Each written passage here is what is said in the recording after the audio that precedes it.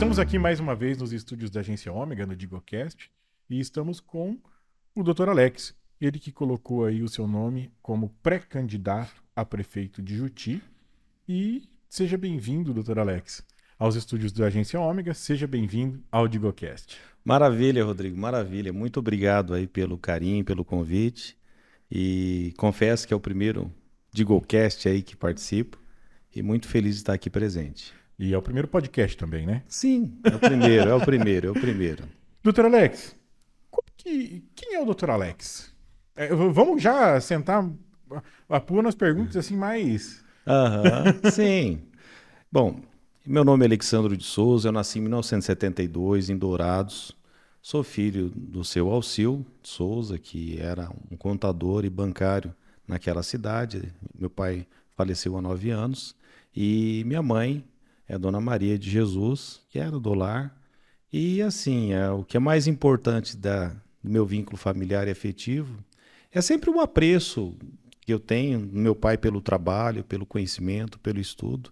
É uma das coisas que mais marcou minha vida desde a infância, né? Estudei em escola pública ao longo de toda a minha infância, minha adolescência. Tive a oportunidade de cursar a Universidade Federal de Mato Grosso do Sul. Entrei em 1993 em medicina na Universidade Federal de Mato Grosso do Sul. Fiz especialização de cirurgia geral por 2 anos, né? Em 99 a 2000 fiz cirurgia geral e eu atuei em vários municípios, né? Atuei em Campo Grande, em Dourados, em Carapó, Naviraí, Fátima do Sul, Vicentina, Novo Horizonte do Sul, também em Amambai. Fiz um período de plantões aqui em Amambai, também em Coronel Sapucaia e me dediquei muito à atividade médica dentro de Juti, onde criei raízes, tive filho e foi toda a minha trajetória. Nesse período... Mas rodou bastante aqui com isso. Foi. Eu acho que todo médico roda bastante aqui o sul do estado, né? Sim. A atividade médica ela é muito, muito complexa, ligada a plantões, cirurgias, atividades em outros hospitais, sabe? E acredito que não é todo mundo que gosta de ficar em cidade do interior, não, né? Não, foi muito interessante a minha vinda para Juti. Foi muito interessante. Na verdade, quando eu saí da Universidade Federal, o que eu pensei? Eu vou ficar num centro grande e eu vou me dedicar à minha especialização, cada vez mais me capacitar mais. Mas eu tinha um amigo na região de Juti, que era o saudoso Donizete, que ele era prefeito da cidade. E o Donizete, em 99, ele me procurou em Campo Grande e ele falou: eu vou ser prefeito de Juti e eu quero você lá comigo. Quero trabalhar, quero montar um sistema de atenção à saúde diferenciado para as pessoas de Juti. E eu relutei bastante, eu confesso, sabe, Rodrigo? Porque sair de uma cidade de grande porte para uma cidade interiorana, né, com uma série de limitações em termos de atendimento médico, é uma coisa bastante complicada assim no início da sua carreira. Mas quando fui conhecer Juti, quando eu conheci o povo de Juti, povo amoroso, povo carinhoso, um povo assim aconchegante, entendeu? Uma cidade muito boa, umas pessoas fantásticas assim que me acolheram. Eu resolvi encarar essa linha de frente, né? E aí eu acabei mudando para Juti e comecei as atividades médicas dentro do município por um longo tempo. Legal. E ficou lá quanto tempo? Praticamente entre indas e vindas de Juti, eu estou há 25 anos praticamente lá. Às vezes eu ficava um tempo em Juti, eu tinha que fazer plantão em outras cidades, em Naviraí, tive um tempo em Fátima do Sul, fui secretário de saúde dentro do município de Fátima do Sul, trabalhei como diretor clínico do Hospital das Cias, fui diretor clínico do Hospital de Coronel Sapucaia, fui diretor clínico do Hospital Municipal de Juti, fui secretário de assistência social dentro do município de Juti, fui secretário de governo também em Amambai. Então, enfim, fiquei sempre na região. Legal. E como que é ter esses cargos públicos, Dr. Alex? É uma coisa muito... É algo que me chamou muito a atenção desde o início. é a gestão pública, né? As políticas públicas dentro da saúde e também voltada para o meio social. Na verdade, a minha trajetória ao longo da medicina, ela sempre foi pautada em ações sociais, ações em aldeia, ações em assentamento, atendimento da comunidade mais precária, voltada mesmo para a comunidade rural. Por várias vezes eu fiz os atendimentos dentro dessas comunidades, em algumas entidades, até em lar de idoso, enfim. O que eu observei? Que era interessante eu estender essas atividades, a ação médica também dentro das ações políticas, das políticas públicas de saúde, né? Então eu comecei a ter contato com secretarias, com a gestão pública. Eu fiz 2 anos de gestão pública também, né? E nesse período eu comecei a ter um outro tipo de atividade paralela à carreira médica, né? Então eu abracei a carreira de secretário de assistência social por um tempo e ultimamente eu fui secretário de governo de Amambai. Você também foi professor, não foi? Sim, sim, outra.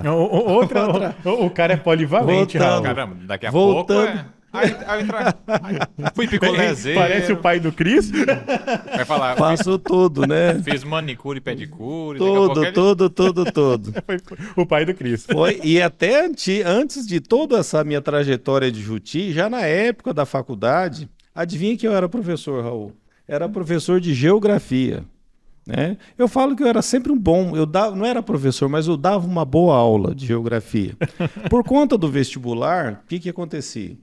Nós estudávamos muito, então eu sabia geografia, química, física, história, biologia, todas as disciplinas básicas. E na Universidade Federal de Mato Grosso do Sul havia um cursinho pré-vestibular. E esse cursinho ele abria espaço para os acadêmicos, né, ter um rendimento a mais ali nas áreas afins. E acadêmica tudo duro, precisando de dinheiro. O que eu fui? Cheguei na coordenadora do cursinho e eu falei, eu preciso trabalhar, eu preciso sobreviver, né? Ela falou, ó, ninguém quer dar aula de geografia. Eu falei, então é essa que eu pego.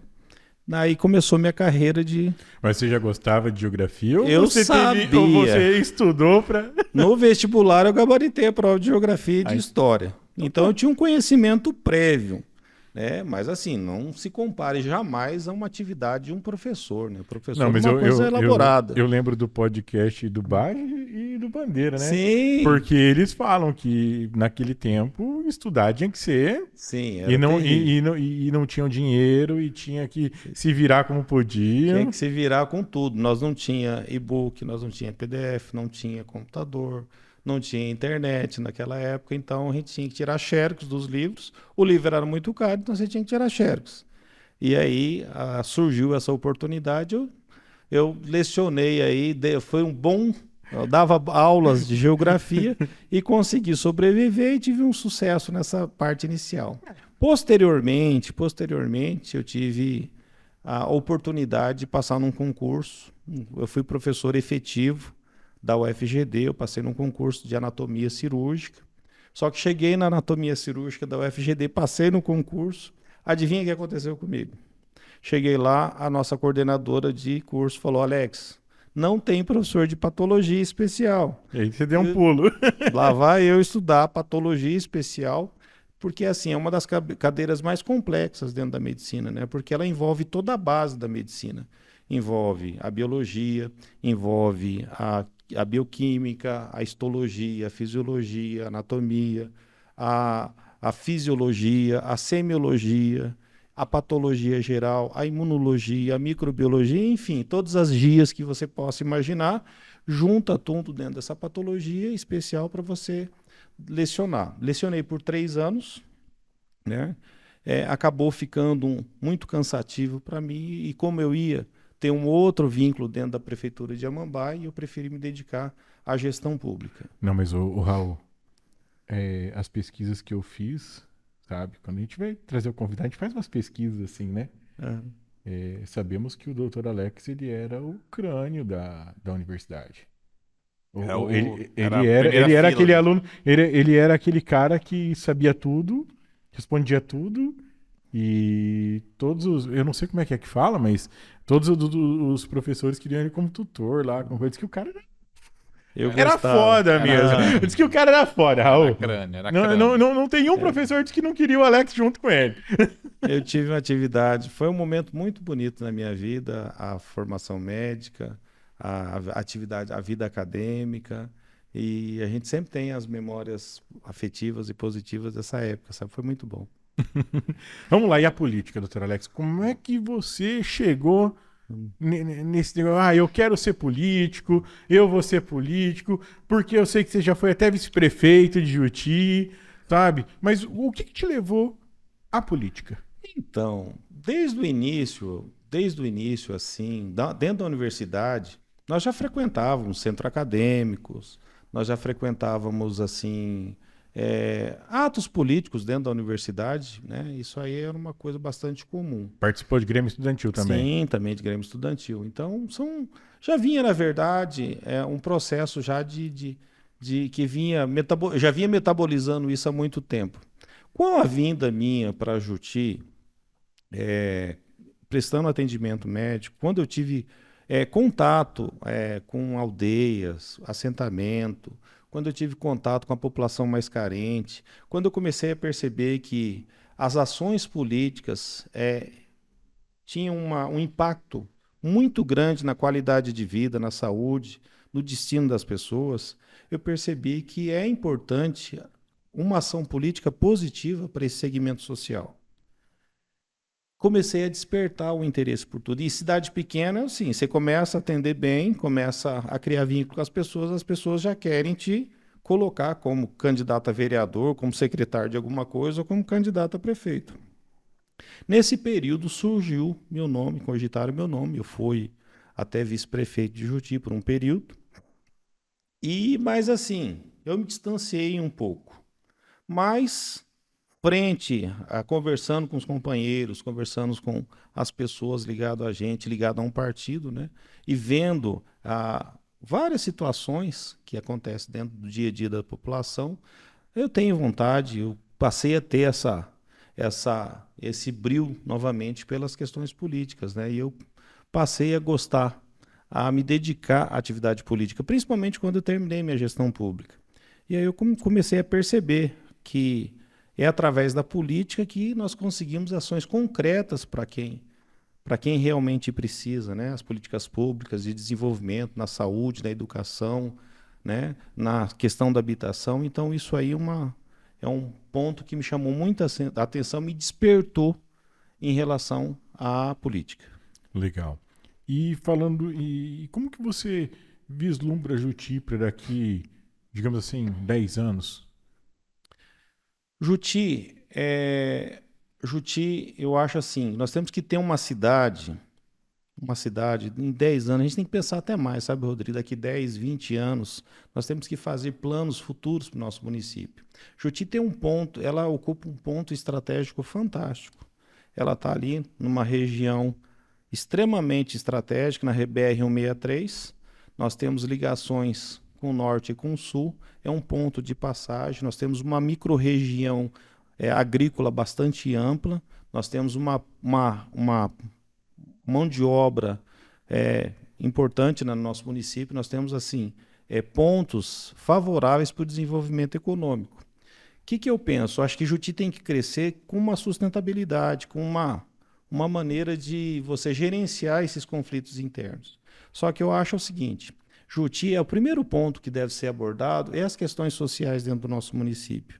Nós temos ali 2 aldeias, nós temos assentamentos, nós temos uma comunidade que participa da agricultura familiar nesses assentamentos e uma população extremamente carente. Nós temos um IDH bastante baixo em relação ao Estado, então nós temos que preparar essa população de uma maneira ordeira, de uma maneira racional, para poder dar uma estrutura educacional, uma estrutura de saúde, uma estrutura financeira para essa população poder ter acesso ao emprego, poder ter acesso à moradia, poder ter acesso à saúde. E o que eu vejo é isso, a gente tem tudo para crescer. Basta apenas o quê? Ações políticas concretas para você poder colocá-la no caminho.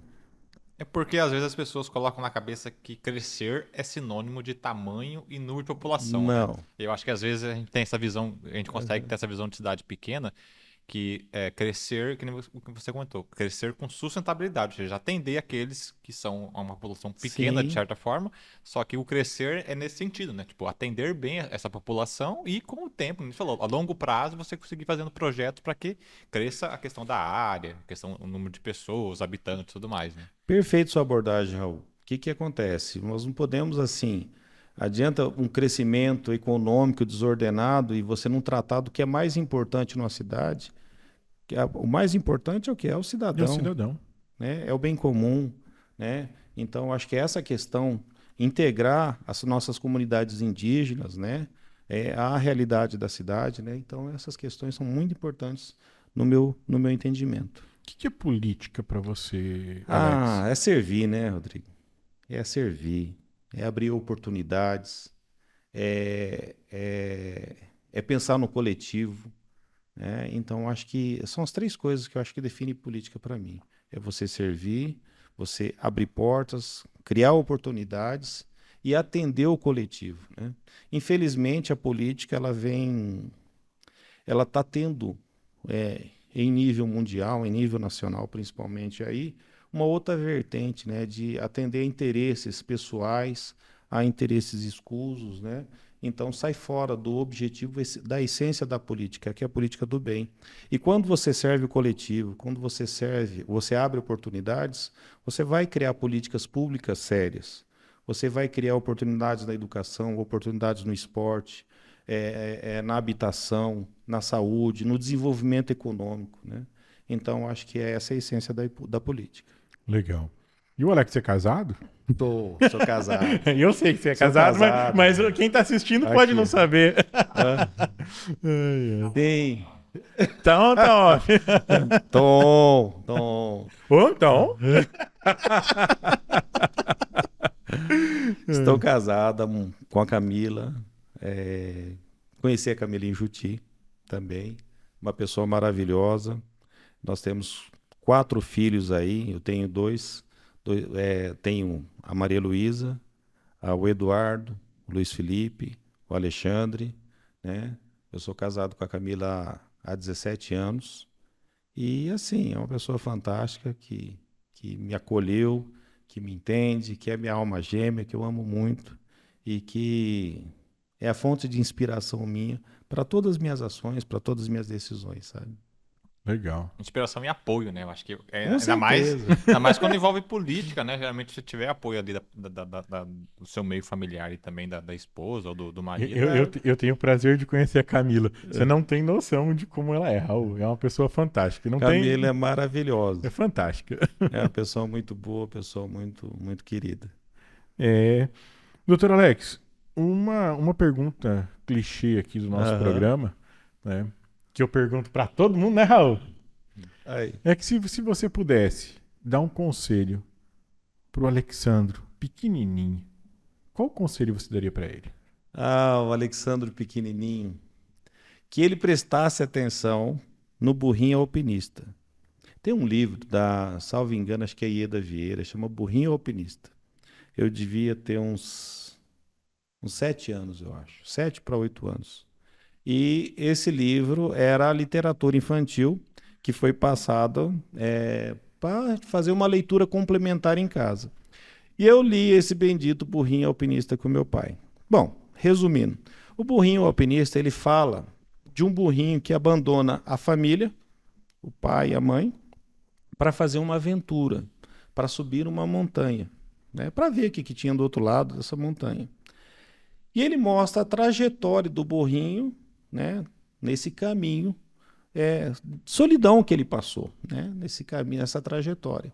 Então, eu acho assim que foi uma coisa que eu demorei muito tempo para entender, né? Então, qual que é o recado que eu daria para o Alexzinho, lá pequeno? Né? Que ele prestasse atenção mais nessas trajetórias, do caminho da vida da gente, né? Que primeiro que nós temos que acreditar nos nossos sonhos. Eu acho que a primeira coisa mais importante. O burrinho tinha um sonho de conhecer, chegar ao ponto ápice da montanha, né? E nessa caminhada, nessa trajetória, vai ter pedras, vai ter espinhos, você vai sentir dor, você vai sentir frio, você vai sentir medo. E é muito importante que você tenha sempre consciência que você não está só, né? Que você vai ter sinais bons e sinais ruins ao longo desse caminho. Então, é muito importante, às vezes, você contemplar a trajetória, a caminhada, né, do que as suas conquistas. Então, às vezes, né, igual o time de futebol, você está num campeonato, você luta para ganhar aquele campeonato, ganhou o campeonato, está lá a medalha, sei lá. Então, às vezes, a conquista, a trajetória é melhor do que o resultado. Então, o Burrinho Alpinista ele fala muito disso, né, da trajetória do seu sonho que você tem que buscar sempre, né? E nesse caminho que você tem que procurar observar as coisas boas, as coisas ruins, né? Você entender que para você ser feliz, você não precisa de muita coisa, né? Você precisa só das coisas mais básicas e essenciais da vida. Eu acho que isso é uma coisa muito bonita. E que também na trajetória ao longo da vida, você tem que aceitar as pessoas como elas são, as pessoas com as suas particularidades, com as suas diferenças, né? Respeitar o seu próximo, tá? Isso é uma das lições assim que foi muito bonita para mim, que nessa literatura infantil eu aprendi, que eu levei ao longo da vida. E também aprendi também com essa literatura que nós temos que fazer tudo com muita determinação, com muito carinho, com muito amor e principalmente com fé em Deus, que tudo vai dar certo e tudo você vai conseguir. Bacana, depois dessa. Essa foi. Depois dessa. Eu acho que Você ensaiou isso pra vir no podcast? Não. Você assistiu Eu outro. li o Burrinho Alpinista. Eu acho que Essa aí foi a ele anda top 1, assistindo muito Digocast e já sabia da pergunta, hein, Raul? Essa foi a Outra top 1 coisa resposta. interessante é o Pequeno Príncipe também. Não, Fantástico. o Pequeno Príncipe é uma lição pra todo mundo. Né? Fantástico. Eu gosto do Pequeno Príncipe, eu gosto daquela que ele fala assim: o que é cativar, né? Ele Aham. pergunta, ele fala, todo dia o amigo, né? Por que você tá triste aí? Todo dia ele senta um pouquinho. Ah, Eu gosto também do Ursinho Puff, né? Não, mas assim, como se soletra amor, não se soletra, sente-se, cara, né? Ou quando ele fala da tristeza, né? Eu já vi o pôr do sol 27 vezes. Cara, o Pequeno Príncipe é uma lição pra todo mundo também. Mas foi muito bonito. Meu filho um dia deu para mim, ele deu um Pequeno Príncipe para mim, um livro, né? E me deu um peão e um estilingue. Um estilingue. Esse estilingue era do meu pai. Ele arrumou o estilingue e deu para mim. E ele escreveu assim, que as menores coisas são as que mais ocupam espaço no nosso coração. Então, são coisas assim fantásticas, né? Eu achei muito bonito. É a Siri. É a Siri gritando lá. Mas é isso. verdade. As menores coisas são as coisas que mais ocupam espaço no coração. Isso aí é. As obras infantis, também tem a Alice no País das Maravilhas. Tipo, são obras que supostamente é pseudo-infantis, só que é muito profundo. Nossa, assim, se você fizer uma análise psicanalítica disso, é bem profundo, né? É violento. É violento. E aí, Raul, temos mais alguma pergunta do Dr. Alex aí? Eu queria perguntar nessa direção que a gente comentou sobre cidade pequena, né? Quais os desafios que você enxerga, às vezes, que existe numa cidade pequena, que às vezes não se enxerga em cidade grande? Que às vezes a pessoa pensa e fala assim, você ser um gestor numa cidade pequena é fácil, o difícil é cidade grande. Mas não, às vezes cidade pequena existem desafios que eu acho que são até maiores da cidade grande, que eu acho que é a questão da sensibilidade com o povo, de atender o coletivo e tal. Com certeza, Raul. A cidade pequena, eu sempre costumo falar que é como se fosse um microcosmo, né? E ali você tem um contato muito grande com as pessoas. Então, praticamente, uma cidade aí em torno de 7 a 8 mil habitantes, você tem contato no dia a dia com seu vizinho, com as pessoas na rua, e você tem todas essas demandas que você recebe diariamente, né? Então, para o ente político é muito complicado para o vereador, para o prefeito, para os secretários que estão na linha de frente, né? Por quê? Porque você tem contato com várias demandas diárias. Infelizmente, às vezes a população não entende como que é a gestão pública. A gestão pública é totalmente diferente dos moldes da gestão privada, né? Então tem prazos, tem licitações, nós temos assim valores, por exemplo, quando eu trabalhei dentro da Secretaria de Governo de Amambai, nós percebemos como é difícil você gerenciar recursos de uma pasta para outra, é praticamente impossível. Ou seja, o que é da educação é da educação, o que é da saúde é da saúde. Eles vêm predestinados. Né? Predestinados. Então, você tem, às vezes, só o recurso próprio que você tem uma maior facilidade de gerenciar. Você despindo, assim, da sua face política, o Alex cidadão, aquele cara comum do dia a dia. Aham. O que você procura num bom líder político? Eu acredito que o ponto mais importante no líder político, primeiro é saber ouvir. Né? Eu acho que é muito importante a gente saber ouvir, a gente saber observar e ter lealdade de princípio. Eu acho que é muito importante. Você tem princípios que são sólidos na sua vida. Né? Então, assim, uma coisa que eu trago de família do meu pai é esse apreço mesmo pelo trabalho, pelo conhecimento, pelos esses princípios de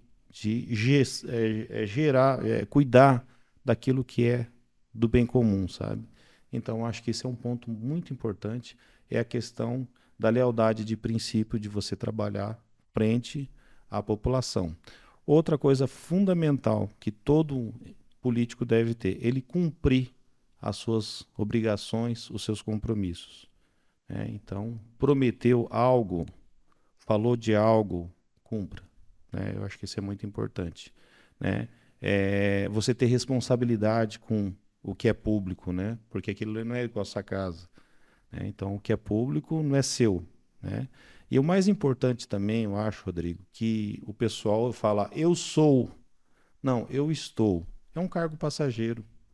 Todo cargo político é um cargo passageiro. Você vai estar por ali por um período e naquele período você tem que cumprir o que realmente você foi eleito para isso, Então esse eu acho que é o ponto mais importante. Legal. Quero agradecer aqui a presença do Dr. Alex. Obrigado. Ele que está aí no nosso programa Os Prefeitáveis. Ele que colocou o seu nome à disposição como pré-candidato a prefeito de Juti para as eleições de 2024, que já estão aí. Quero agradecer a sua presença, deixar o microfone aberto aí para suas considerações finais. E tamo junto. Quem tem que agradecer aqui sou eu, Rodrigo. Muito obrigado, Rodrigo, pela oportunidade. Muito obrigado, Raul, pela oportunidade, pelo carinho que me receberam aqui. O sentimento sempre é de alegria e gratidão no meu coração. E eu só tenho que agradecer a oportunidade de estar em Juti, porque é uma cidade que sempre me acolheu, desde os vários momentos da minha vida. Me deu uma cidade que me deu um filho maravilhoso, que é o Eduardo, que tem 21 anos, nasceu em Juti. Um povo carinhoso, um povo acolhedor, maravilhoso, que é a comunidade de Juti. E lá eu sou feliz. Lá está meu coração, é a nossa terra, é os nossos sonhos, é o nosso coração tá lá. Muito obrigado por tudo, gente. Que é isso, seja sempre bem-vindo. Pessoal, valeu. Tamo junto. Aqui, ó. Tamo junto.